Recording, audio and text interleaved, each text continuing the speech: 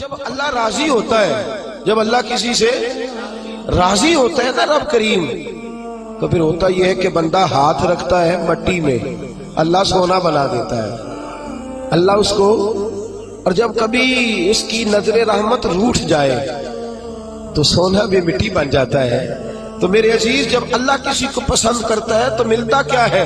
میرے نبی پاک صلی اللہ تعالی علیہ وسلم نے فرمایا، جب اللہ کسی بندے سے راضی ہوتا ہے، توجہ ہے آپ کی میری بات پر، اللہ کرے اتنا حسین مضمون ہے تو آپ بھی گھوڑے حسین بن جائے سوتے وقت، اللہ کرے آپ حسین بن جائے، آمین تو کہہ دیں، اور بڑا خوش ہو کہ آپ اس مضمون کو سنیں۔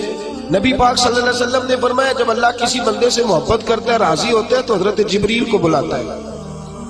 مجھے ایک بندے سے محبت ہو گئی ہے، تو اب لوگ میرے پابند تو نہیں نا کہ وہ بھی اس سے محبت کریں، باقی کے میرے پابند، آپ میرے پابند، بعض اوقات نہیں بھئی ہم پابند ایک دوسرے کے، آپ کو اس کی کوئی عادت اچھی لگتی ہے، مجھے نہیں لگتی، لیکن بخاری مسلم دیکھیے اور خدا کا انداز دیکھیے۔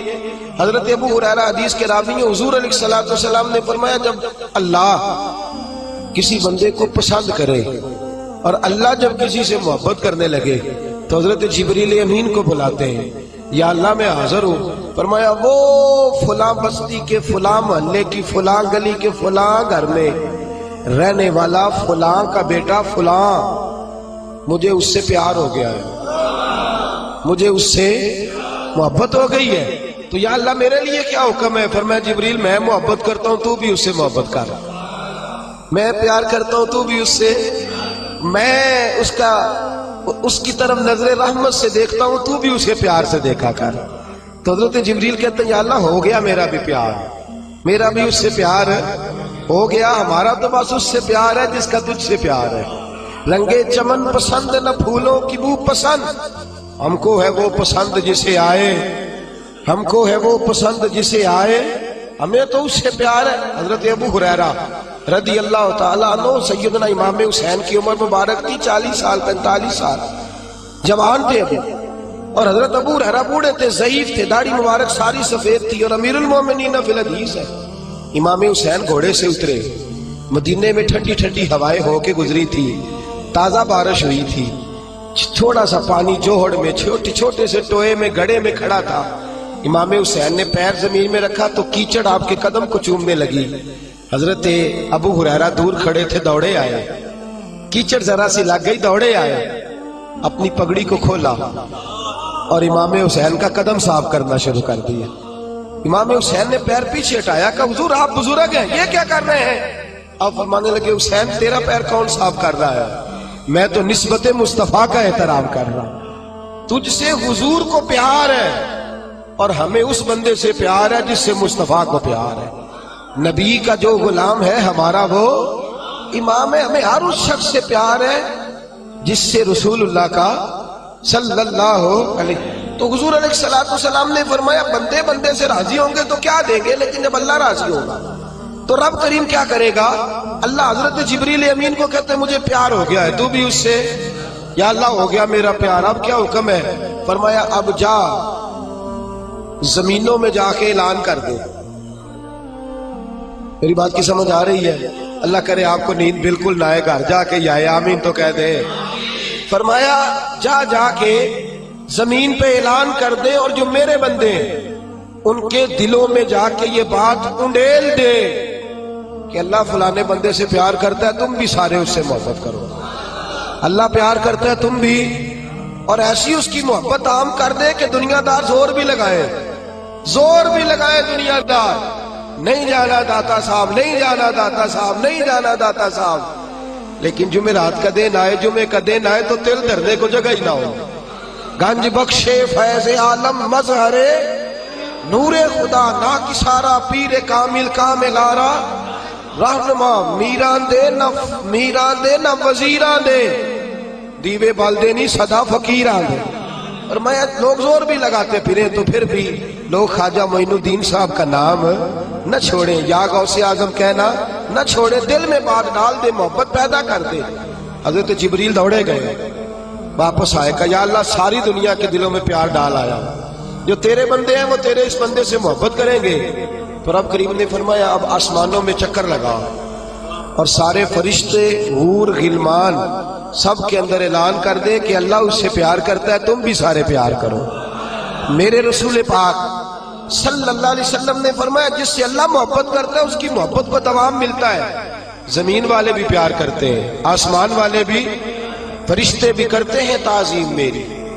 میرے اعلیٰ حضرت کیا خوب ارشاد فرماتے ہیں، کہتے ہیں فرشتے بھی کرتے ہیں تعظیم میری، فرشتے بھی کرتے ہیں تعظیم میری، فدا ہو کے ان پر یہ عزت ملی ہے، فدا ہو کے ان پر یہ عزت ملی۔ تو میرے دوست، جب اللہ کسی کو محبوب رکھے گا، اللہ پیار کرے گا، تو پھر اس کے لیے برکتوں کے دروازے کھل جائیں گے، رحمتوں کے دروازے کھل جائیں گے۔ پھر بچہ بچہ اس سے پیار کرے گا، پھر دنیا اس کے لیے دعا کرے گا، پھر آسمان کے فرشتے اس کا حیا کرے گا۔ اللہ پیار کرتا کس سے ہے؟ اللہ کے پیار والے بندے کون سے؟ اللہ کی محبت ہے کس سے؟ اللہ کے پسندیدہ کون ہے؟ تو سورہ بقرہ کی آیت نمبر 222 آیت میں اللہ فرماتے ہیں ان اللہ یحب التوابین ویحب المتطہرین۔ فرمایا اللہ پیار کرتا ہے توبہ کرنے والوں سے۔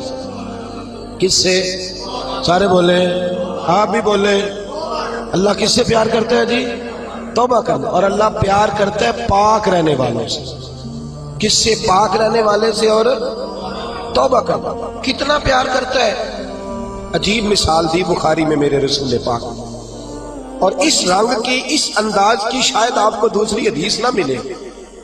میرے نبی پاک صلی اللہ علیہ وسلم نے فرمایا، صحابہ بیٹھے تھے، حضور نے فرمایا مسلمانوں کوئی غلطی کسی شخص نے کی ہو نا 80 سال پرانی، تو کسی کا اس سے اختلاف ہو جائے تو وہ ٹٹول کے لے آتا ہے، معاف کرنے کو تیار ہے، ٹٹول کے لے آتے ہیں لوگ۔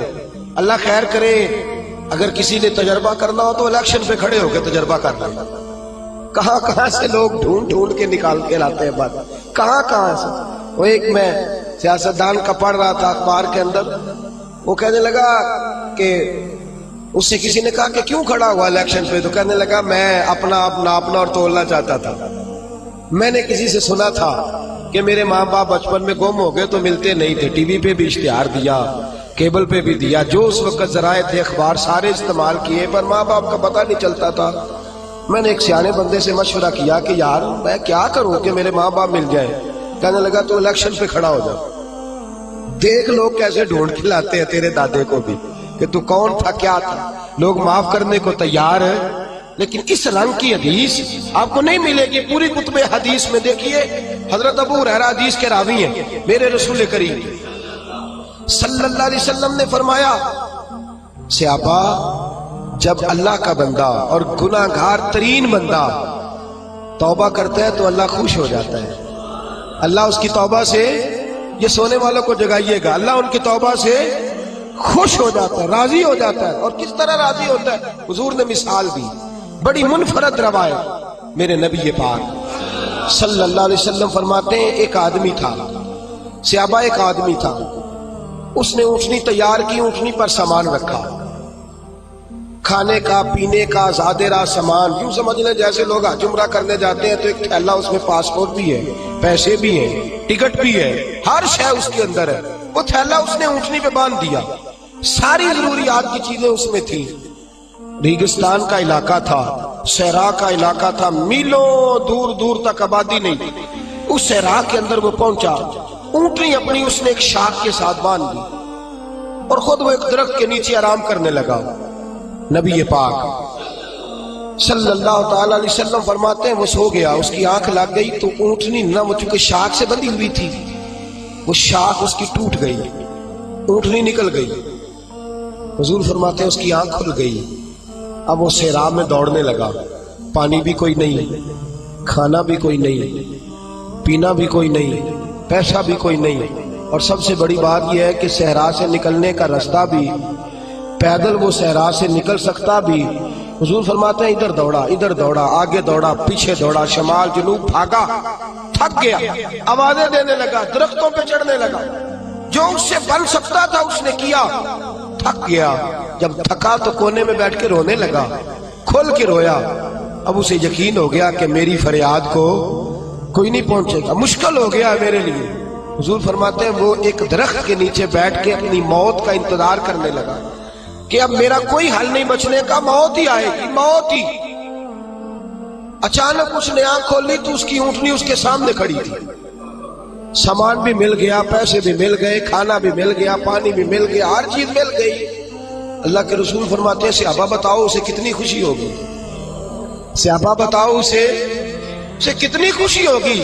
تو آج صحابی تولنے لگا، ناپنے لگا، بلاخر کہنے لگے حضور یہ تو وہی بتا سکتا ہے جس کو خوشی ہو رہی ہے، ہم تو اندازہ کر سکتے ہیں، پیمانہ رکھ سکتے ہیں، لیکن ہم اس کی خوشی تک پہنچ سکتے۔